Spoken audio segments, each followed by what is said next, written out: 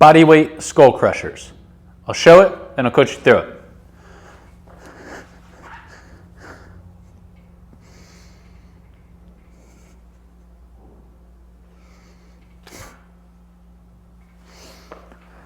The bodyweight skull crusher, real effective tricep shoulder exercise. However, it is very easy to lose proper form on it to make it easier for you and to work muscle groups that you probably don't want to work during this. So let's go over some steps to get in the proper position. First, whatever surface you're doing your bodyweight skull crusher on, go high with it to start. Most people start way too low and the form gets all messed up. Go high.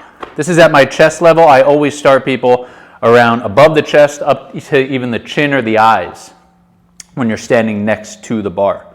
All right. Second, the setup. I like to go hands straight out in front of my shoulders. And it is important to think about what your shoulders are doing during this movement. They should really stay stable. And the position that they should stay stable in is scapular depression, so not up here, down here.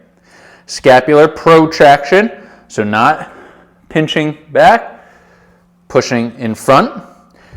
And true shoulder joint or glenohumeral external rotation. So I don't want my elbows to point towards the camera. I want them to point straight down towards the ground, and my elbow pit is pointing up towards the ceiling.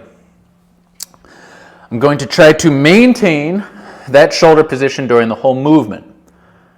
Secondly, if we look a little bit lower, another thing we don't want is this excessive anterior pelvic tilt.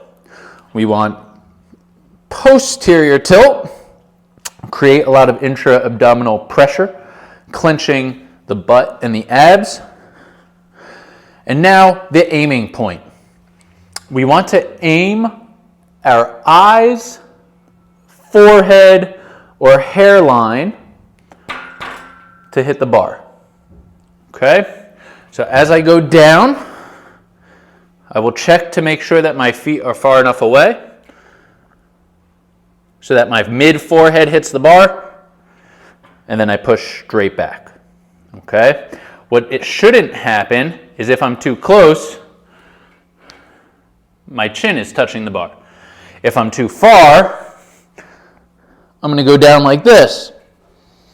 Now that is a much harder variety of skull crusher to be talked about in a later video. But first, aim for this area to hit the bar. All right? And you do that by adjusting how far your feet are to and from the bar. All right? The last thing that I want to talk about during the skull crusher that happens is once every part of your body is set, don't move it. But as you come close to the bar, people tend to go like that and push their chin out. What that does is it makes you feel like you're getting closer to the bar, but in all actuality, you're just extending the neck.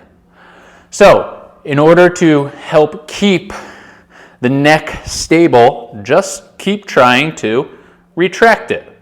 All right? Basically, you're just holding the opposite position. So the positions we're talking about: depression, protraction, external rotation, posterior pelvic tilt, and chin tuck or neck retraction. Elbows drop right below the hands, and I push back. If you notice your elbows going out, tuck them underneath. As I bend, they fall right below the hands. As I come up, they stay in that nice straight line, not out.